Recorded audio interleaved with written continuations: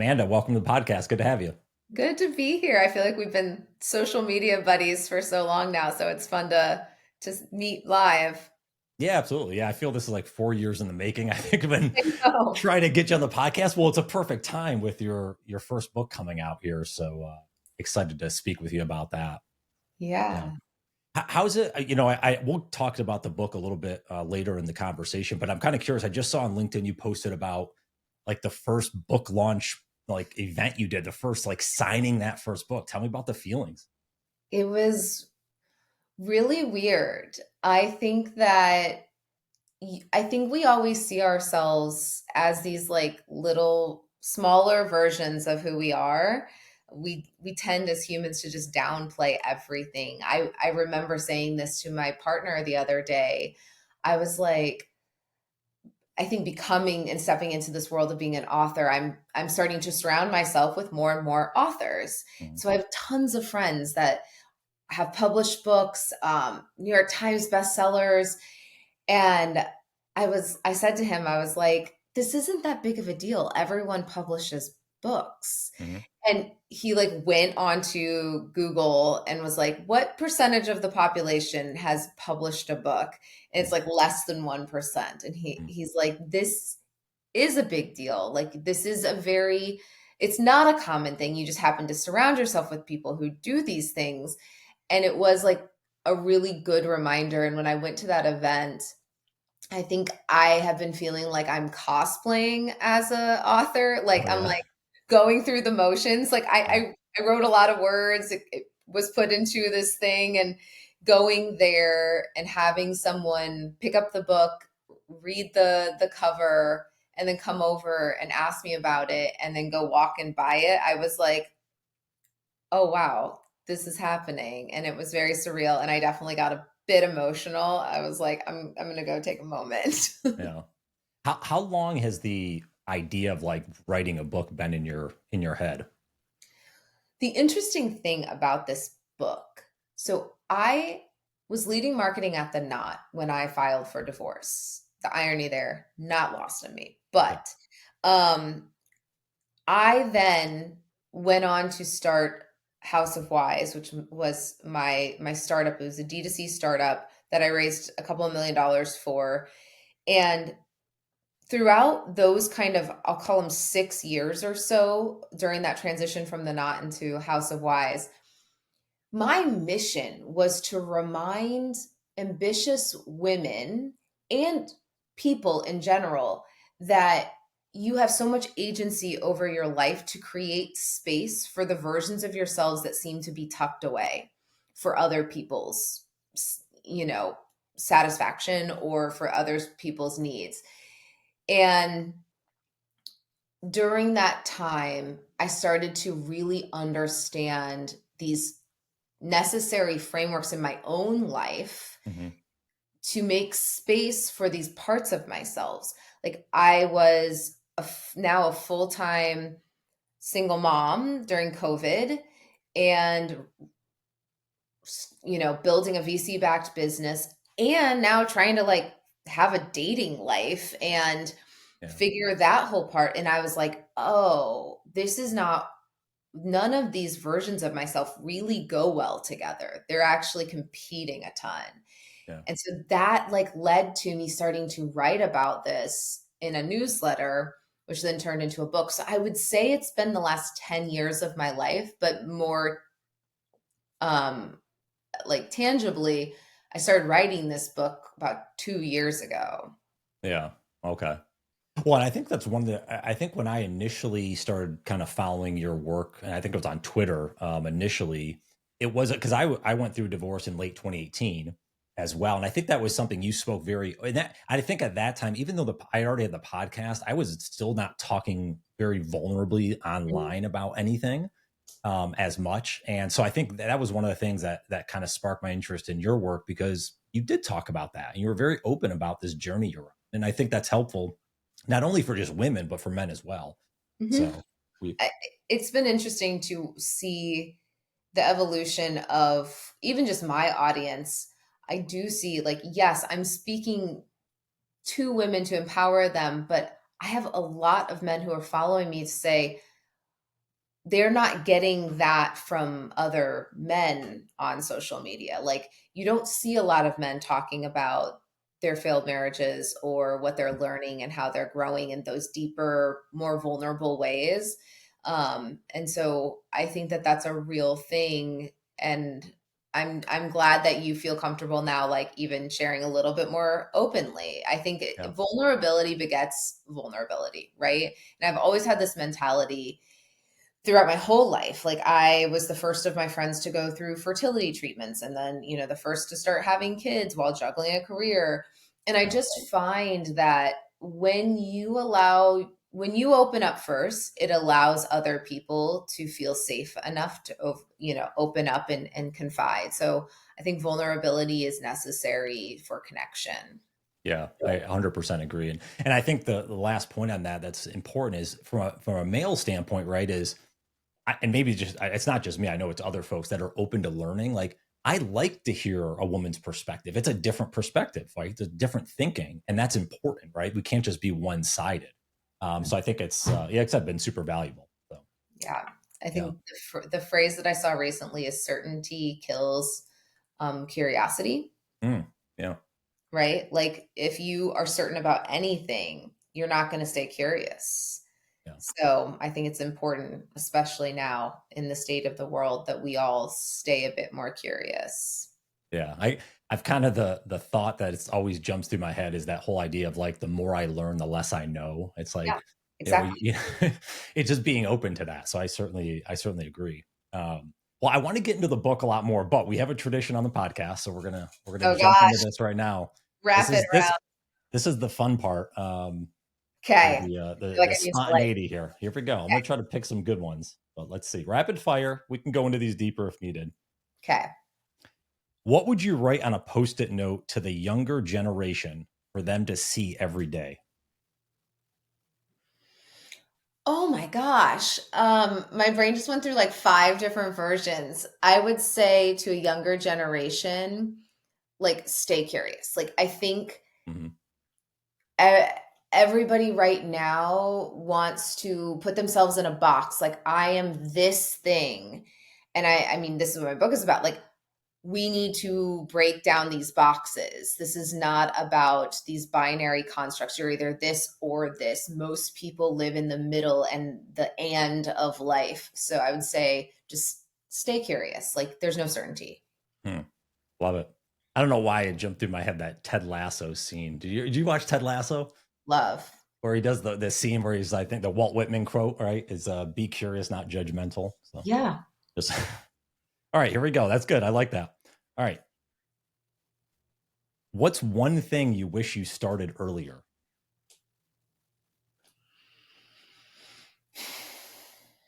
I mean, content creation. I think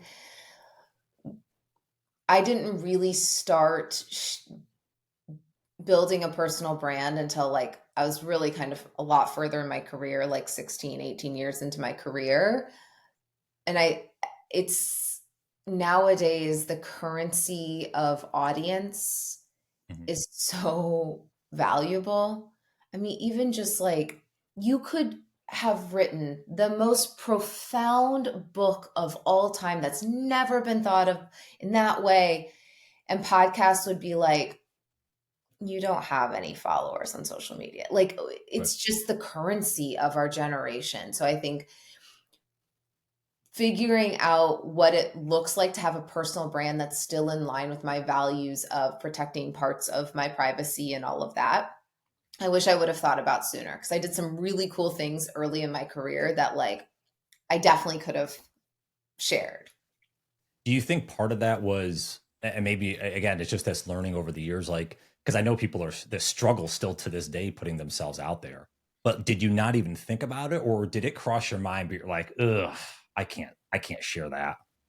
I think it did cross my mind. I mean, part of this is, I turned 40 this year. So if we roll back the clock there, Instagram was used differently in my Mhm. 20s. It was Yeah, like cool sepia picture of like my yeah, food. Um, and let's fast forward to when TikTok started. I remember watching it being like, this is going to be huge. I'm a marketer. I understand it. Like, this is Mhm. going to be huge. And we keep, when you watch a platform coming to the surface, you're watching who are the people who are rising to the top, and then you try to emulate them. And let's face it, I'm not going to dance on TikTok. Right. Like, Yeah. so I think the thing I wish I could go back and be like, you don't have to dance, but like, tell your story, talk, like just do, Yeah. and that now that's what's growing anyway. So I think the learning there, whatever platform you want to grow on, don't try to emulate someone else because you will burn out. Like it won't feel natural. You won't want to keep doing it because you're trying to play a part Yeah. versus just finding your own, I call it your own flavors and spices to the chicken of the world. Like Yeah. all content is chicken. Like if you're talking about productivity, yes, there's 8 million people talking about productivity on YouTube, but like what are your flavors and spices, and just own that. Yeah, exactly. Yeah, and you're right. And it's also carving out that small, like we were talking about the vulnerability of this is all the stuff you went through that no one else in history has ever gone through these exact things, share them with the world and people latch onto that. Exactly. It's your flavors and spices. You know. Who's someone you admire for their ability to take action? There's this woman, Allie Kriegsman, who right now is just killing it. So she had, I think I have her first book, yeah, right here behind me. And she tells this whole story. And in fact, it was just on the Reese Witherspoon podcast today. She got rejected for her second book. Her second Mhm. book is it's fiction, thriller, and she got rejected. And with fiction, it's different than nonfiction. Fiction, you write the whole book and then you Right. pitch it out, right? Nonfiction, you write a proposal. So she had this book and she was like, I love it. I'm so proud of this work. So she's self-publishing it and she is getting so much press, and she I made love a it. movie trailer for it. And I'm just like, I'm in awe of people who, if a door shuts, they're like, fine, I'll go build my own. Yeah, I love that. That's absolutely amazing. What's the is the book launching or is it still in the product? No, it's launching. It's called The Raise. Yeah. Oh, the raise. Okay, perfect. Awesome. Okay, question 4. What's one thing you had to unlearn to grow? Oh, I mean, everything. Growing is like learning to unlearn so much stuff. I think most of life's work is understanding your original programming, right? Like imagine Mhm. we're all operating out of a software system. Imagine if you were trying to run a modern day MacBook on a 2000s operating system, Mhm. right?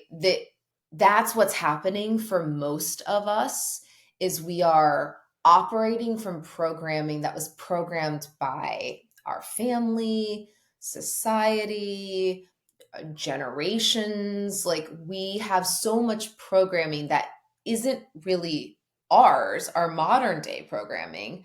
And I write about this in the book. My therapist gave me this tool, and so thanks, she's in my book, sharing this tool, which is a picture you riding a bus. Current you, so 40-year-old Amanda is supposed to be driving the bus, Mhm. but in the back of the bus are all the past versions of you. There's 6-year-old Amanda, 10-year-old Amanda, 21-year-old Amanda who's getting married, like all of these versions of you. As you're driving through life, something will trigger one of those past versions of you, and they want to hijack the bus. They want to take over because they're scared and they want to drive to, like, they're going to abandon me, so we're going to go over here, or whatever it is.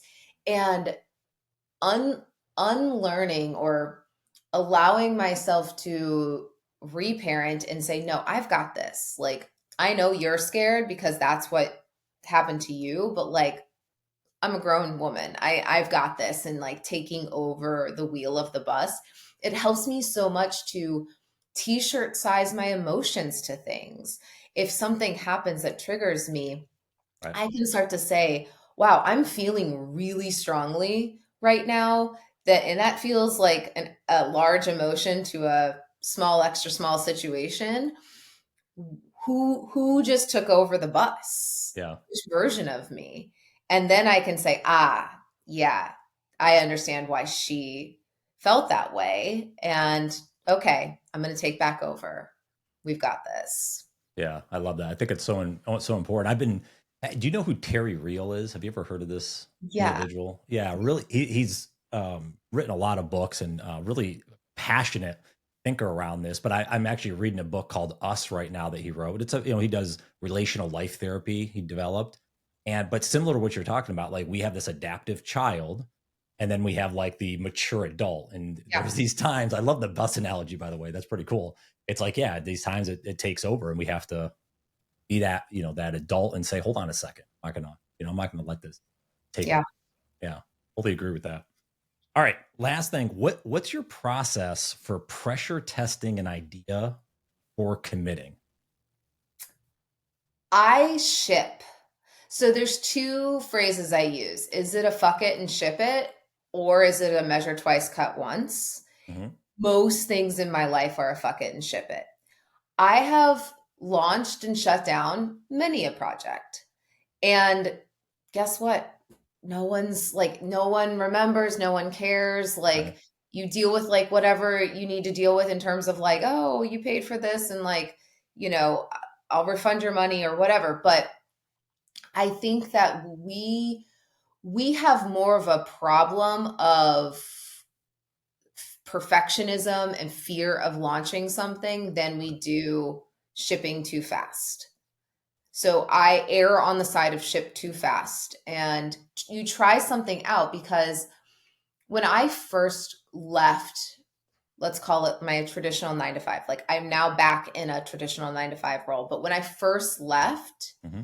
I I was like, I don't know where this is going to go. So someone reached out and they were like, do you want to co-host a podcast, a marketing podcast? I was like, okay, let's try that for a season. We filmed 10 episodes and I tried that on and I was like, this isn't for me. That I don't want to talk about marketing every single day. Okay, learned that. And so that also fed into like what kind of content my newsletter is going to feed into. I was like, yes, I've built my following a lot more on the marketing side, but I don't want to wake up every day talking about go to market strategy. I just Right. don't. So I wouldn't have felt that convicted in that decision had I allowed myself to go there. But most people, especially that I see in my coaching, my group coaching program, it's like they will spend 8 months wondering if they should go down a different path than marketing, let's say. And whereas I pressure tested it in 2 months and was like, oh, no, this Yeah. doesn't feel great. So Yeah. then I'm going to go figure it out. So you take all the data, I call it kind of 3D thinking. You first look at the data you have right now. What information do you have right now? You debate with yourself and decide, and then you make a deadline of when you can reevaluate that. I Waffling is like a real thing. You make a decision, but then you spend all this energy being like, is it the right one? I don't know. Should I do that other thing? Like, and it's like, no, set a deadline and say, okay, I'm going to try this podcast for 3 months. Right. Let's see how it feels. Go all in on that thing. I showed up. I flew to Nashville like multiple times to film this podcast. And Right. by the end of it, I was like, I have a clear deadline. When it's done, reevaluate. Do I like talking about marketing every single day? At the end, I didn't. So then I can figure out what the next decision is. Now I have so much more data. Right. Yeah. Yeah, I think the whole point to, and actually a lot of folks, and maybe you agree on this, they also think they're doing something by researching, like, hey, I'm going to research this, but actually not doing the action is detrimental. In my experience, I can't say for everyone, but in my experience, learning by doing Mm. is always better than learning by watching or researching. Yeah. Yeah, I absolutely agree with that. Well, this goes into, well, I want to get into one of the four core mindsets here in just a bit, but I think around impact over comfort. So let's jump into the book. By the way, great job on the five rapid fires. Oh, Um, thanks. I wasn't very rapid, but that's why. that's the whole point. I mean, there's some dialogue in it, but the whole point is to give some help here to folks, but be more So I've tried to bring more spontaneity and fun back in the Yeah. podcast. So I think I'm hopeful that was good there. Um, Tell me, so toxic grit. I guess I'm first just curious. Like, you could have written a book on a million things. Like, why this? Why now? So writing a book is a fascinating process. You take everything out of your brain that like is in there about a topic, and then you lay it out, and then you kind of like find the threads, find the arc. And here's where I started to really realize there was an opportunity. Everything feels like a binary pendulum swing right now. For women, I'll say like we can just use, you're either breaking glass ceilings, girl boss leaning in, or you're a trad wife Right. and you're in your soft girl, lazy girl era. Let's take being an entrepreneur. You're either a solopreneur, creator, entrepreneur, or you're a 9 to 5er. Mm-hmm. That's why I started using the phrase portfolio career. Like you can have a portfolio of things that you're doing. And I realized that there was just so much of this like binary split, when in reality, everyone is navigating all of those things on a spectrum, right? Like I have parts of me that are trad wife-esque. I have obviously parts of me that are girl boss. Right. I have parts of me that just want to lay on the couch and binge Netflix all day. So as I started to put everything out there, I started to really see that there weren't a lot of books. Like there's lots of books about how to be a great parent. There's a lot of books about how to make 7 figures. I couldn't find a lot of books that were speaking to how do you allow and meet first and then allow space in your life for these different versions of you. And these versions of you don't always fit nicely together. They usually compete. If I were to live in I call it the CEO character's timeline, I would work all day. But they're not the only person that I care. That's not the only version of me. There's the mom version of me. But if I lived on only her timeline, right, I would hate working all day, and I would constantly be like, what do I need to do for the kids? And so as I just kept putting out everything that's in my head, I started to see this through line. And let's now go to toxic grit. Hustle culture now has a bad rap. Hustle is not inherently bad. We just, again, are trying to split things into a binary bucket. You're either hustling or you're enjoying your life.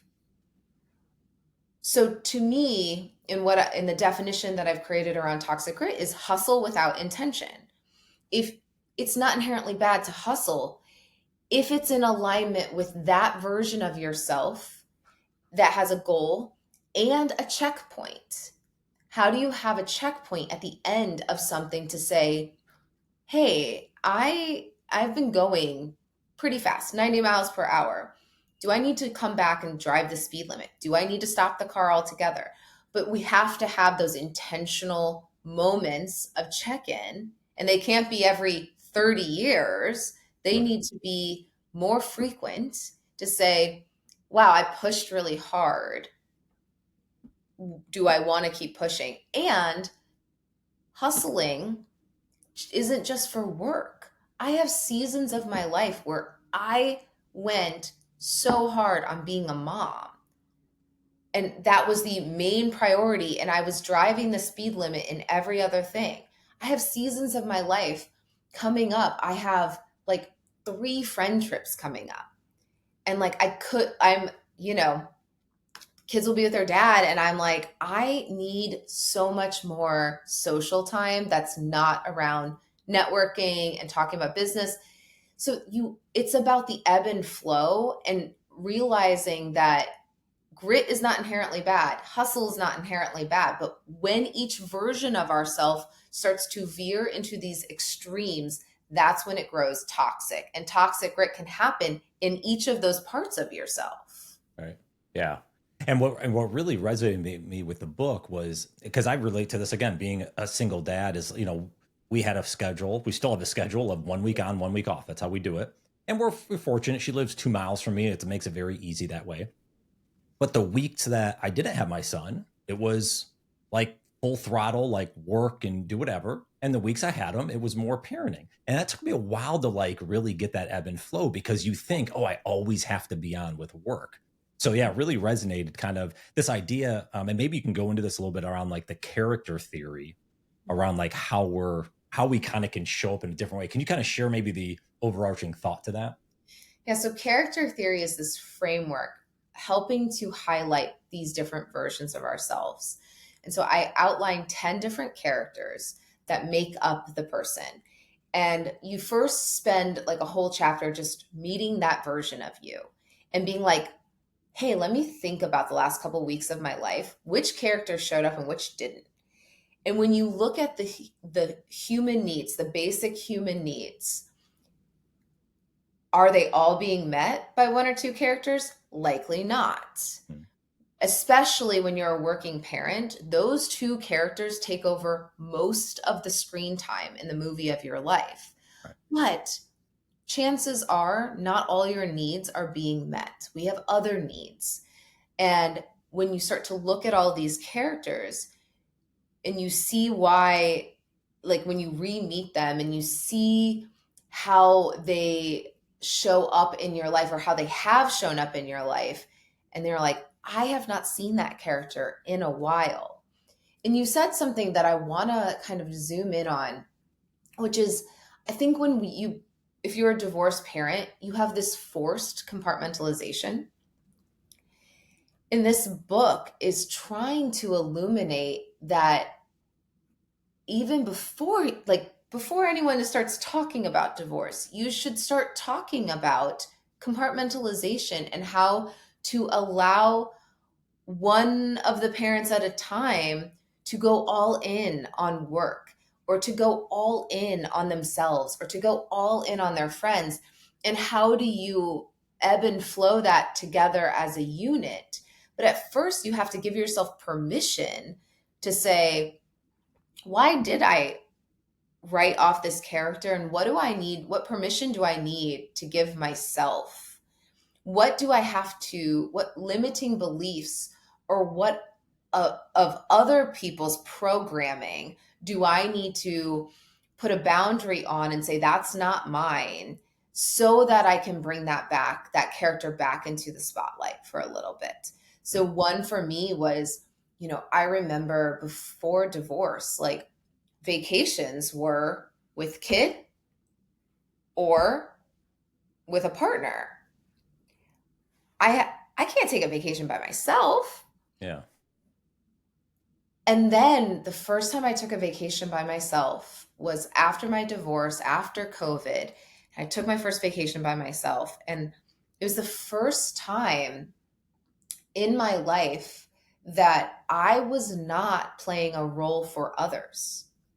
Yeah. I had 5 days where I got to do whatever I wanted to do, which is so scary, because when you constantly are in service of other people, given open pasture to do whatever you want to do, you're like, who am I? Yeah. What do I like to do? And that is such a beautiful moment to meet yourself and say, who am I beyond just the roles I play for others? And that's what character theory allows you to do, to say there are characters that, yes, interact with others, but there are also characters that are just for you and for you to light you up in new ways. So that's character theory. Yeah, and something I wanted to underscore there around like your partner. I remember, I think it was Brene Brown that mentioned this. I think I can't remember her husband's name, maybe Steve, but like she would show up and be like, "Hey, Steve, I got 20% today. Hey, Yeah. can you pick up?" And they have that kind of understanding of each other. How often do you have with your partner have these conversations about where you're at, where he's at? Like, how All does the that work in your relationship? all the time. We we constantly are like, okay, tomorrow you've got morning, I've got evening. And what that looks like is if he's got morning, I have a morning free where I'm not in service of my family. I know he knows what to do. He's going to pack the lunches. He's going to get the kids out the door. I'll come over and I'll say good morning and give them kisses and stuff. But they need something. Dan's on call. They call him Dan. His name's Dan. Um, then there's mornings where I'm on duty and he gets to go. If he wants to go for a run, if he wants to go just get immediately into work and focus, whatever it is. But we are constantly having this conversation of like, who's got the cognitive load of the home stuff and then freeing the other person up. So I was traveling last week in LA. He had kid duty when we got the kids back on Friday. Yesterday, he had a whole day conference. So I was like, I've got the kids all day. And it's the constant feeling of the full cognitive load is now on the other person. And here's where I think we fail in a lot of relationships, which is I don't know how many times I've heard friends of mine, women in general, say, like, I'm going on a trip. I have to spend 3 days like writing everything down, preparing, making the food, getting the food. It's like full cognitive load on the other person. They're a fully formed adult. He can figure out like what to feed the kids. I don't need to make a menu for you. So we're constantly having the conversations in the micro and then also in the macro. So going on a book tour, I'm traveling a ton for 3 months. During those 3 months, he's a consultant. He has declined a few like jobs that he knows that would overextend him. And I'm, taking on a lot of the work front. He's holding down the fort at home. And then that's going to shift in the new year. So I think it has to happen in the micro and the macro of what season are you in, which character is being prioritized in your life. And then and I think this is maybe the most important piece of this in character theory is figuring out your non-negotiables for in a day. I have a couple of non-negotiables that have to happen every day. I need to move my body. So my inner health and wellness, version of me needs time. I need to have focused time with my partner and I need to be able to have dinner and tuck my kids into bed. Like having those kind of tentpole moments. Now, where the trick comes is when you think about your non negotiables, you want to think about it in two ways. What's the ideal scenario and what's the minimally viable scenario? Because we all know days get away from you. And if you think about life in this all or nothing approach, you're going to miss out on these like compounding effects. So for me, moving my body in an ideal day, I have a 1 hour workout in my gym. I go into the sauna and then I shower, I get ready, right? The minimally viable day is I walk on the treadmill for 10 minutes and then I maybe lift a little bit of weights and then I go shower. It maybe takes 15 minutes, right? But I've at least still hit my non negotiable because you can prioritize certain characters in your life, but it's not an excuse to abandon Yeah. the rest of them. And I think that's where the toxic side of toxic grit and these toxic characters comes into play. It's the person who reaches the end of their life and they are so successful, so wealthy, but they have 5 divorces and they barely saw their kids. It's the mom or dad who only prioritized their kids, and then their kids went off to another country or not living close to home, and they're like, I have no friends, no hobbies, nothing, Mhm. right? So it's these toxic extremes of each of the characters and abandoning the rest of yourself. So you do need to prioritize, okay, what character am I embodying right now, in this moment, in this day, in this week, in this season? And what are my non-negotiables of those other characters so that I can still feel like I'm a well-rounded human? Yeah.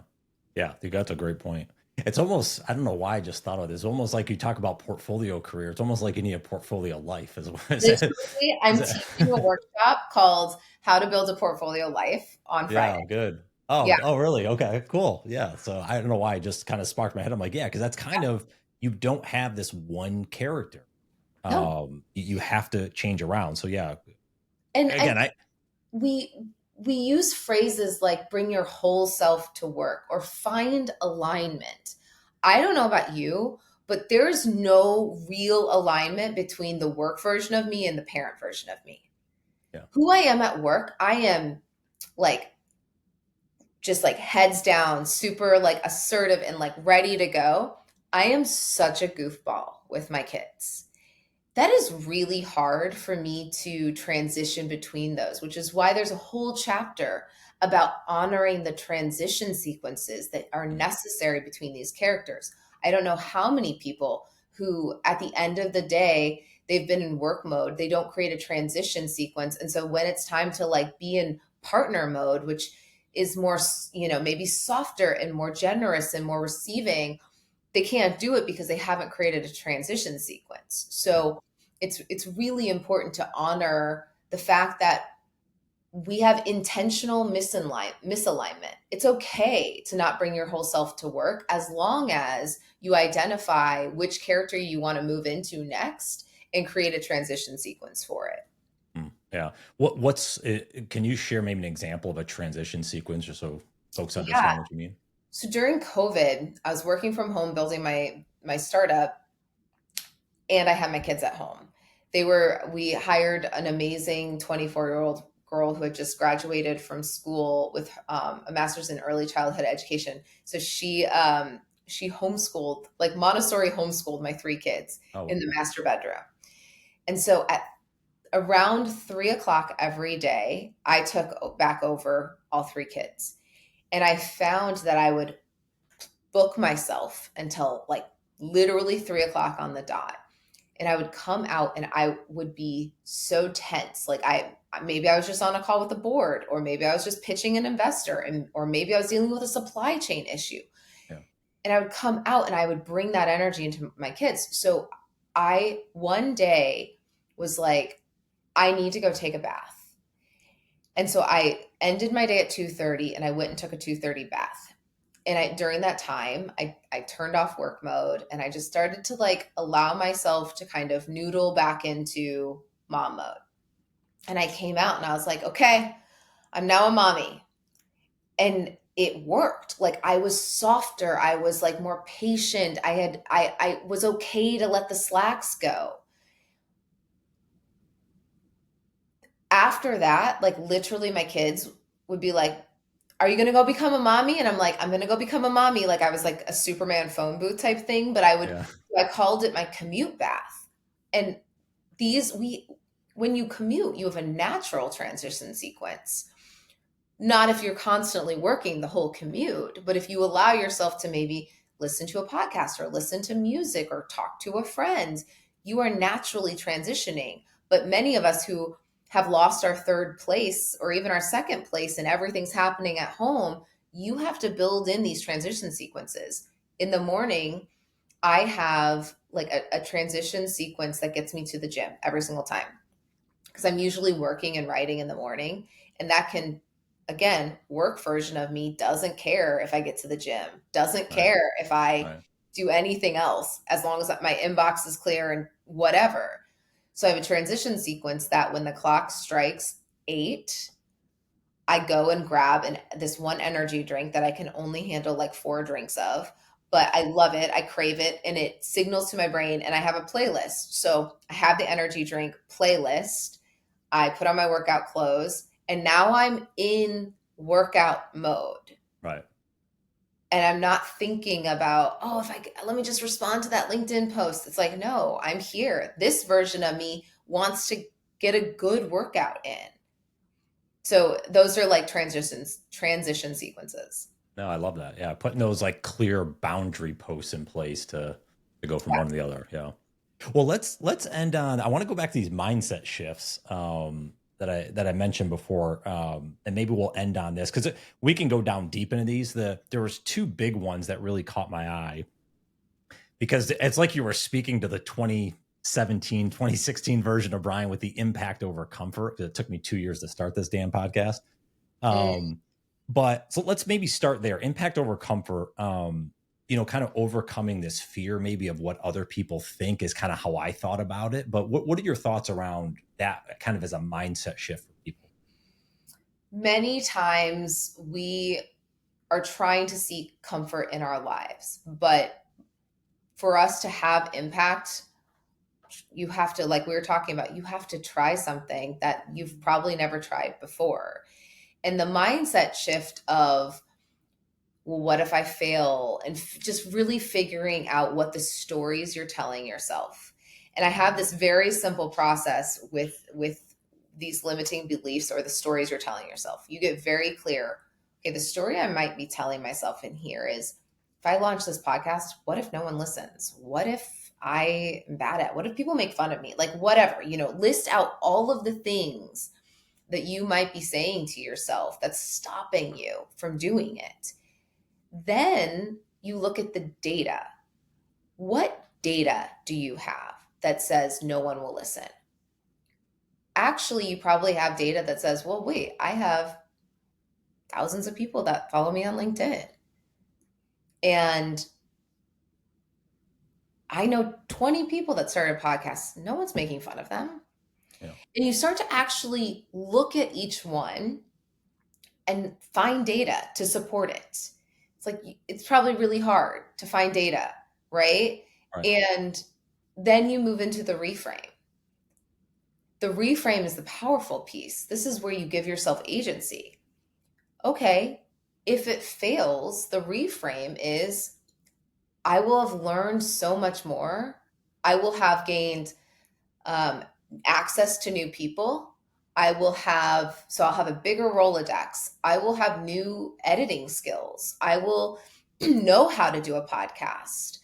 So now I have all these skills. So if it fails, it doesn't matter because there's still a positive outcome. So you just keep going through them. And impact, you can't have impact in this life without getting a little uncomfortable. I've never been in a long-term relationship that didn't have uncomfortable conversations. Agreed. So get comfortable being uncomfortable. We all know that. We all see it. We all like those posts.